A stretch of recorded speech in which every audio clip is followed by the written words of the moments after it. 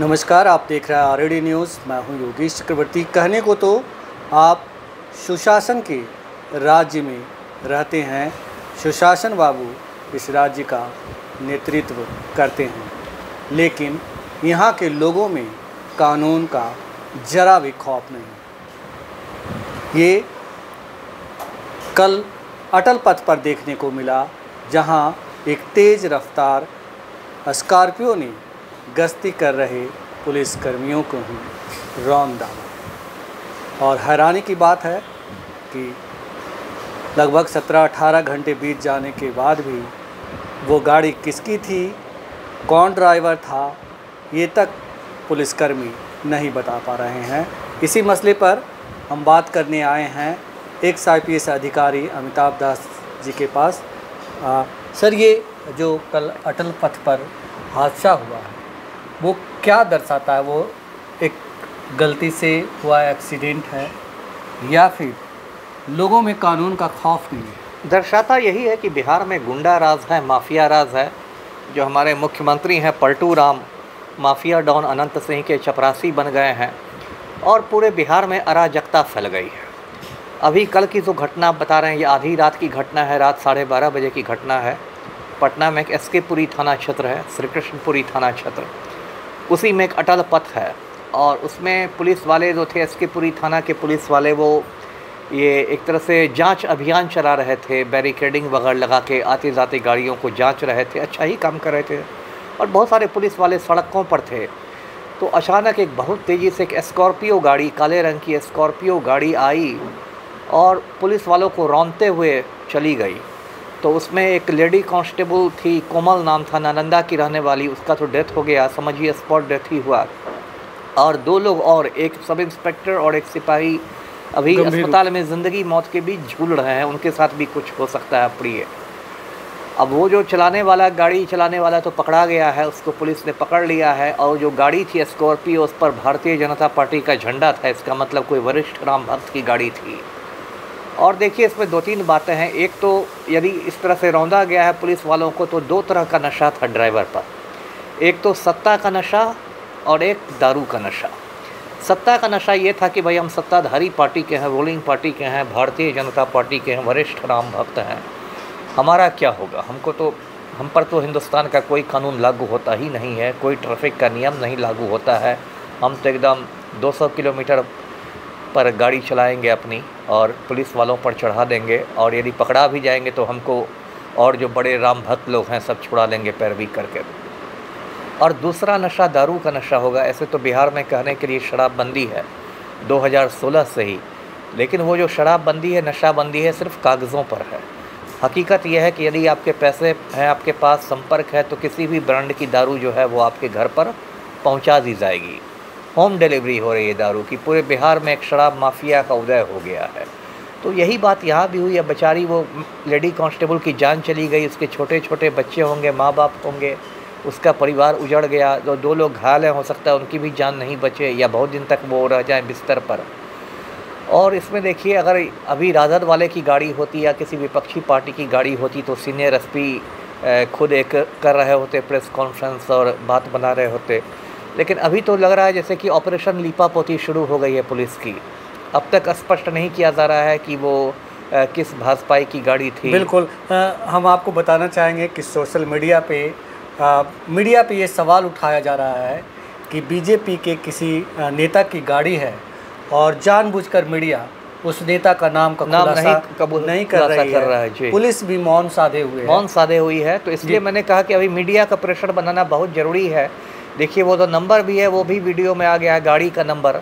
तो गूगल करके भी नाम, उसका मालिकाना ये स्थिति पता की जा सकती है कि किस व्यक्ति के नाम पर वो गाड़ी रजिस्टर्ड है। यदि कुछ खोजी पत्रकारिता की जाए तो वो गाड़ी का जो नंबर प्लेट है उससे पता लगा सकता है। लेकिन जो हो, अब तक देखिए बहुत सारे राम भक्तों के फ़ोन पहुंच गए होंगे सीनियर SP को भी, SK पुरी थाना में भी, और वकीलों की पूरी फ़ौज लग जाएगी जो भी वो गुंडा चला रहा था उसको जमानत दिलवाने में। और ये एक बहुत ये है, देखिए पाखंड कितना है कि सलमान खान से ऐसा ही एक हिट एंड रन का केस हुआ था बम्बई में। उसमें फुटपाथ पर 1-2 लोग मारे गए थे और सलमान खान मुसलमान था। तो यही भाजपा वाले चांदनी चौक पर भांगड़ा कर रहे थे और उसको फांसी पर लटकाने की मांग कर रहे थे। आज एक राम भक्त ने पुलिस वालों को कुचल दिया है तो भाजपाइयों के मुंह में दही जमा हुआ है। तो जो हुआ है वह बहुत दुर्भाग्यपूर्ण हुआ है और बहुत गलत हुआ है जी। आपने कहा कि जो गाड़ी का ड्राइवर है वो पकड़ा गया है, लेकिन मेरे पास खबर है कि इस घटना के बाद फ़ौरन जो है ड्राइवर वहाँ से फरार हो गया था। तो क्या बाद में उसे पकड़ा गया?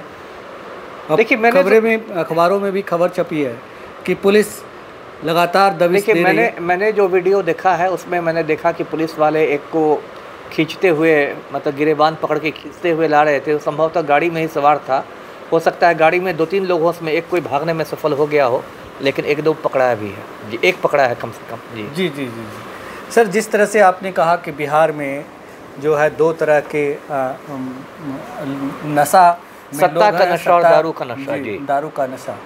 तो ये जो पूरे घटना हुई है अटल पथ पर, तो कायदे से अभी जो है पुलिस डिपार्टमेंट की जिम्मेदारी बनती थी कि सबसे पहले इस बात को एक्सपोज करते कि किसकी गाड़ी थी। मैंने कहा और ये बताया जाता कि गाड़ी चला रहा शख्स सचमुच उसका कंट्रोल गाड़ी पे नियंत्रण नहीं था या फिर वो जानबूझकर सत्ता के नशे में रौंदा। बिल्कुल सही बात है। ये तो पुलिस को इतनी पारदर्शिता दिखानी ही चाहिए कायदे से। इस पर खास कर जब पुलिसकर्मी मारे गए हैं तो और गंभीर बात है। कायदे से इस पर सीनियर एसपी का प्रेस कॉन्फ्रेंस होना चाहिए।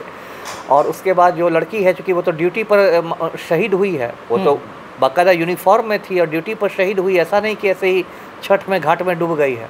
तो उसको तो बाकायदा मतलब मुआवजा मिलना चाहिए सरकार से, और जो कुछ सरकार के नियम है वो मिलने चाहिए।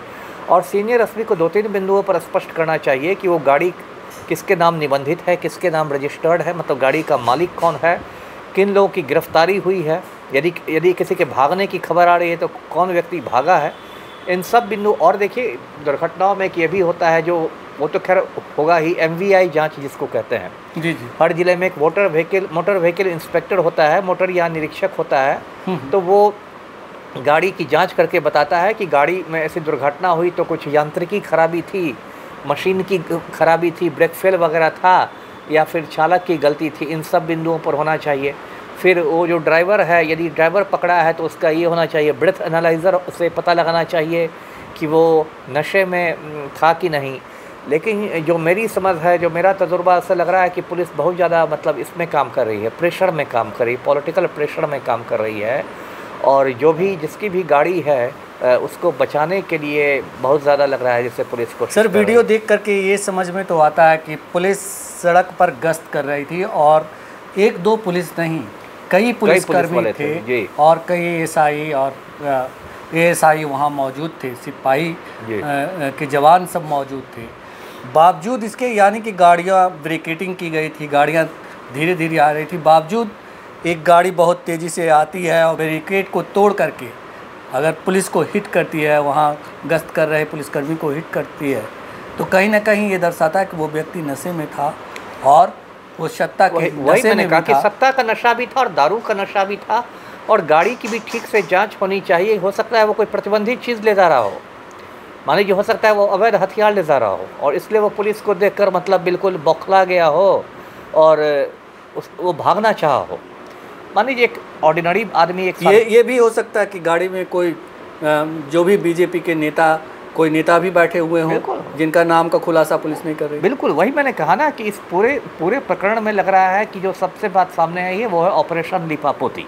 लग रहा है कि पटना पुलिस इस पूरे मामले की लीपापोती करना चाह रही है। अब तक मैं सुबह से खोज रहा हूँ, पटना पुलिस का कोई ऐसे प्रेस विज्ञप्ति नहीं आई है, ना ही बिहार पुलिस मुख्यालय की ओर से मैंने कोई प्रेस विज्ञप्ति नहीं देखी है। जबकि एक बड़ा कांड है, 3 पुलिस वाले कुचले गए हैं, ऐसी घटना रोज़ रोज़ नहीं होती, वो भी राजधानी पटना के बीचों बीच। बताइए, अटल पथ है, इसके पूरी तो समझिए पटना की हृदय स्थली है, तो इस पर कुछ नहीं आया है। तो इस शक का मतलब लगता है कि क्या किसी माननीय मंत्री महोदय की गाड़ी थी, ये किसी माननीय विधायक का शहजादा गाड़ी चला रहा था, या किसी वरिष्ठ राम भक्त माननीय सांसद का शहजादा गाड़ी चला रहा था।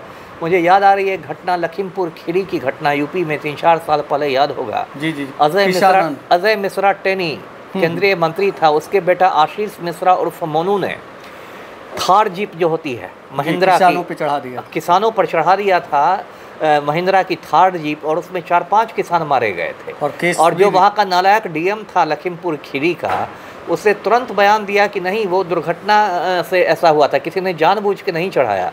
संयोग से किसी व्यक्ति ने मोबाइल से उसका वीडियो बना लिया था, और उस वीडियो में स्पष्ट आ गया कि केंद्रीय मंत्री अजय मिश्रा टेनी का जो बेटा था आशीष मिश्रा उर्फ मोनू, उसने जानबूझकर महिंद्रा की थार जीप किसानों पर चढ़ाई थी। तब डीएम की बोलती बंद हो गई और उसको फिर गिरफ्तार किया गया। तो इसमें हो सकता है इसमें भी कोई वरिष्ठ राम भक्त हो, कोई केंद्रीय मंत्री हो या राज्य सरकार का कोई मंत्री हो या इस तरह का कोई बड़ा नेता हो जिसने सीनियर एसपी को फ़ोन करना शुरू किया हो, पलटू राम को फ़ोन कर दिया हो, गृह सचिव को फ़ोन कर दिया हो, पुलिस मुख्यालय में फ़ोन घुमाया हो, और उसके बाद ऑपरेशन लीपापोती शुरू हो गई जी। तो पटना के अटल पथ पर 3 पुलिसकर्मियों को एक काले रंग की स्कॉर्पियो ने रौंद दिया। एक महिला कांस्टेबल की मौके पर ही मौत हो गई, जबकि 2 पुलिसकर्मी गंभीर रूप से घायल हैं और अस्पताल में जीवन और मौत से जूझ रहे हैं। स्कॉर्पियो में बीजेपी का झंडा लगा है, यानी कि वो स्कॉर्पियो किसी बीजेपी के नेता का है। यही वजह है कि पुलिस खुद पूरे मामले पर पर्दा डालने की कोशिश में जुटी हुई है। अभी तक ये नहीं बताया गया है कि आखिर वो स्कॉर्पियो जिससे एक पुलिसकर्मी की मौत, 2 पुलिसकर्मी घायल हुए हैं, वो किसकी है। और जैसा कि अमिताभ दास सर ने बताया कि पूरे मामले पर लीपापोती का काम चल रहा है। तो ये है बिहार के सुशासन की स्थिति, कानून के राज का मतलब। तो फिलहाल इतना ही। आप हमें फेसबुक पर फॉलो करें, यूट्यूब पर सब्सक्राइब करें, लाइक करें, शेयर करें और कमेंट्स कर अपना महत्वपूर्ण विचार और सुझाव ज़रूर दें। धन्यवाद।